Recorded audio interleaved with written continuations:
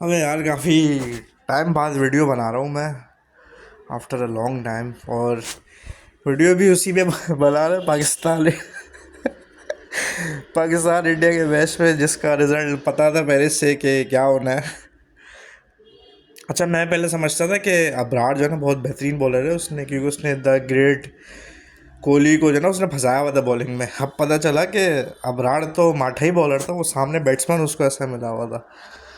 क्योंकि जिस तरह की बॉलिंग आज हुई है, मैं एक्सपेक्ट नहीं कर रहा था कि हमारे स्पिनर्स भी ऐसे पिटेंगे, क्योंकि अबरार ने पिछली दफ़ा अच्छी बॉलिंग की थी। यार मैच उस वक्त ही ख़त्म हो गया था क्योंकि दो तीन देखो ऐसे सिनेरियोज हुए थे कि जब शाहीन को ओवर में 19 रन पड़े थे, फिर जब हमने मिस फील्डिंग की, शादाब पता नहीं क्या फील्डिंग कर रहा था, तो उस वक्त थोड़े बाद भी आपने जो है मैच रोक लिया था। लेकिन ये है कि चीज़ें पूरी इंडिया के फेवर में हुई और फिर ये सब चीज़ें फिर बैटिंग में भी।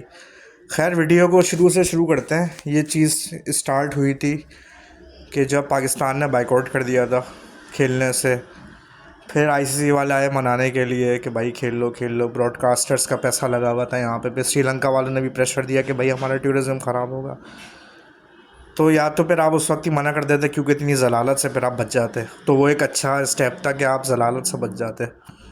इतनी ज़्यादा हाइप क्रिएट हुई उस्मान तारिक की, फिर ये वो, फिर हैंडशेक होगा नहीं होगा, ये सब चीज़ें चल रही होती थी। और वही हुआ, हैंडशेक नहीं हुआ टॉस पे भी।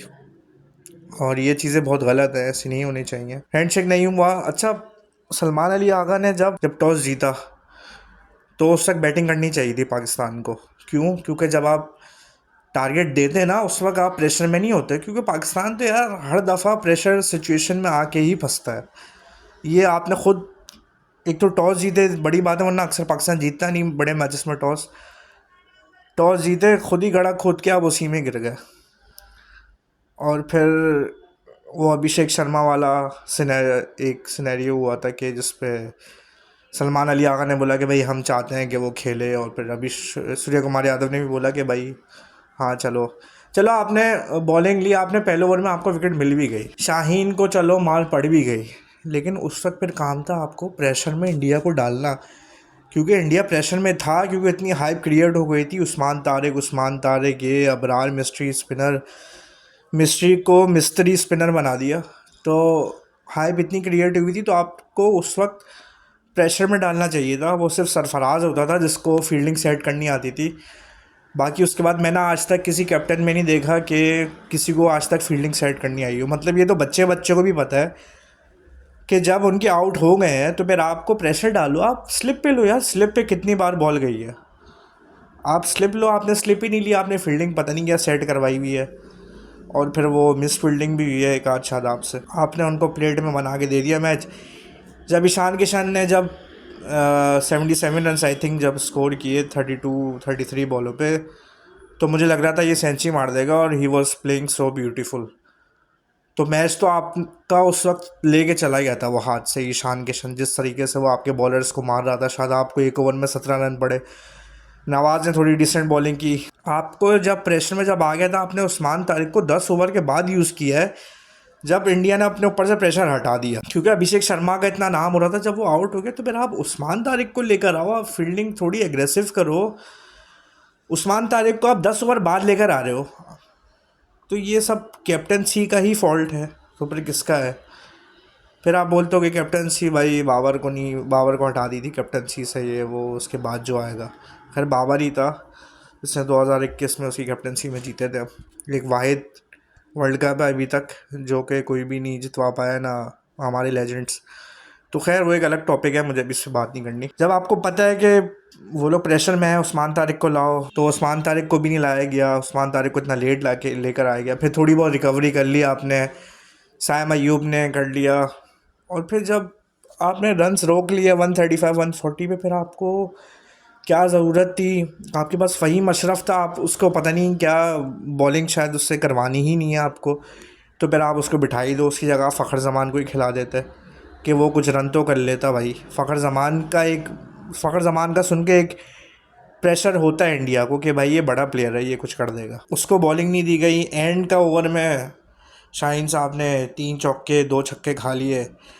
मैच आपका मुझे पता लग गया था। मैं ज़्यादा सोचा नहीं ना, मैंने अपने सर पे ली, मुझे पता था मैच ख़त्म हो गया, क्योंकि इस स्टेडियम में मैक्स 160 और 170 ही टोटल होता है। अब 178 का टारगेट, वो भी इस पिच पे जहाँ पे इतना टारगेट नहीं होता।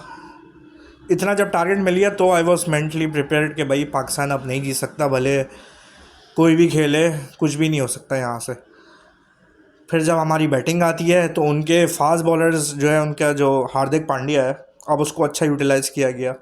मीडियम पेस बॉलर को सूर्य कुमार यादव ने, वही अगर सलमान अली आगा फ़हीम अशरफ को यूटिलाइज़ कर लेता या इवन नसीम शाह को खिला देता शाहीन की जगह, तो आपने यार एक भी चेंज नहीं किया। आप इंडिया के मैच में खेलो, आप इतना रिलैक्स हो गया, आपने एक चेंज नहीं किया।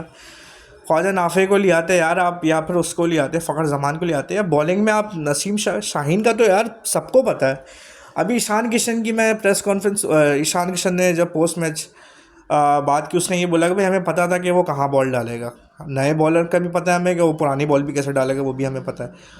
उनको इतना पता है तो फिर आप यार या तो सलमान मिर्ज़ा को खिला देते, नसीम शाह को खिला देते, लेकिन नहीं, आपने एक चेंज नहीं किया। आप इतने कॉन्फिडेंट हुए हुए थे, पता नहीं क्या, कि भाई हमारे स्पिनर्स ही सब कुछ कर देंगे। तो आप इस दफ़ा ज़्यादा ओवर कॉन्फिडेंट हो गए थे कि भाई हमारे स्पिनर्स को पता नहीं क्या जादू बिछा देंगे और पता नहीं क्या होगा। उस्मान तारिक ने एक बस नॉर्मल बॉल की, इतनी भी कोई ख़ास उसने भी कोई विकटें नहीं ली। हाँ, एक विकेट ली सूर्या कुमार यादव की, खैर है उसका भी पहला मैच है, उसको उतना मैं बोलना नहीं चाहता, उसने डिसेंट बॉलिंग की। 4 ओवर में 24 रन जो मैच जो मरवाया वो शाहीन आफरीदी ने। और फिर पहला ओवर हार्दिक पांड्या को मिलता है। अब मुझे बैट्समैन का समझ में नहीं आता, ये लोग सबको सिर्फ उड़ाना है बस, बॉल दिखे ना दिखे बस आंख बंद करो और उड़ा दो।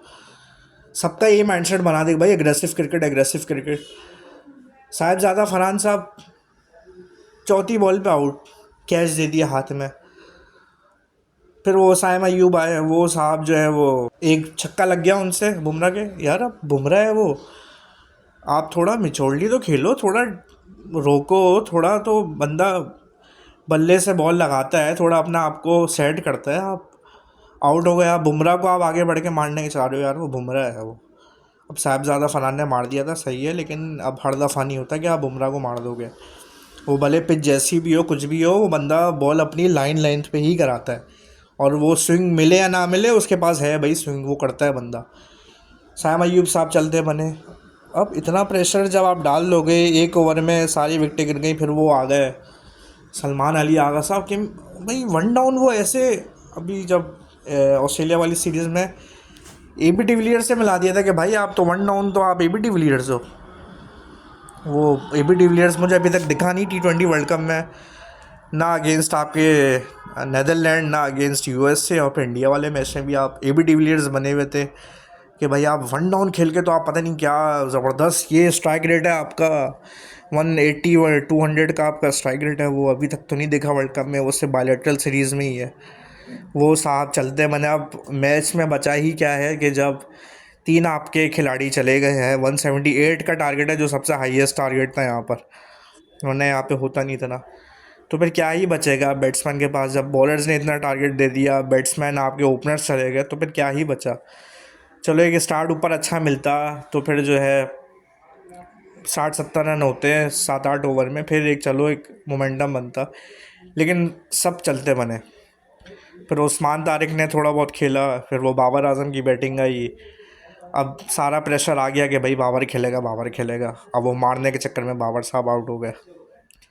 भाई आप थोड़ा आराम से, जो आपका नेचुरल गेम है यही तो है कि उसका नेचुरल गेम ख़राब कर दिया।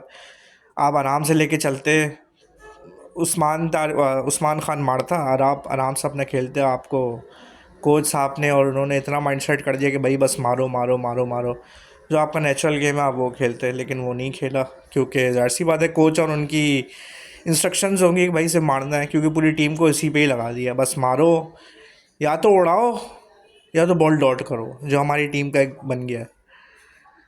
फिर वो आउट हो गए। फिर अब मैं तो एक्सपेक्ट नहीं कर रहा था, मुझे तो मैं यही सोचा था कि शायद 100 रन भी नहीं बनेंगे, वो भी नहीं बने हमारे रन। फिर शादाब साहब आए, शादाब साहब वो आउट हो गए। फिर नवाज़ साहब ने हाथ में कैच दे दिया। फ़हीम अशरफ साहब ने 1-2 अच्छे चौके मारे। यार आप क्या एक्सपेक्ट करोगे जब 3 आपके जब आउट हो गए शुरू में, आप नहीं जीत सकते थे 178, जब ईशान किशन ने ही आपके 78 रन मार दिए थे, तो उस वक्त ही आपका मैच चला गया था आपके हाथ से, कुछ भी नहीं बचा था आपके हाथ में।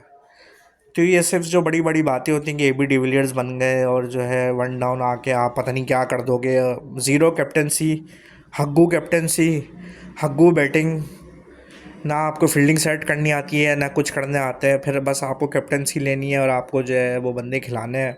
इससे अच्छा आप सलमान मिर्ज़ा को खिला देते। लेकिन आजकल सबके दामादों का लगा हुआ है, वो आफरीदी साहब के दामाद शाहीन आफरीदी, इसलिए उनको खिला लो। शक्लेन मुश्ताक के वो शादाब हैं तो शादाब को खिला लो। ना कोई डोमेस्टिक में परफॉर्मेंस दी ना कुछ की ऐसी। जब आप टीम में आओगे तो फिर यही होगा। मोहम्मद आमिर की एक बात मुझे याद है, उसने बोला था कि भाई शाहीन जब 24-25 जब क्रॉस करेगा उसका आप रेगुलरली खिलाते रहोगे तो उसका ये हाल होगा, और उसकी बात यही थी। और बस यही है कि अब शाहीन को अब रिटायर होना चाहिए। ये सिर्फ लाहौर कलंदर्स के लिए ही सिर्फ ये लोग खेल सकते हैं। PSL में ही ये सारे खिलाड़ी सिर्फ खेल सकते हैं और इंटरनेशनल लेवल पे नहीं खेल सकते। इंटरनेशनल लेवल पे इनको अपनी इंडिया से जलालत ही करवानी है। साइम अयूब ने जो एक मतलब जो बॉलर भी नहीं है रेगुलर, उसने विकटें नहीं है। बाकी आपका अबरार पिटा, शादाब पिटा, वो ईगल लंगड़ा पिट गया।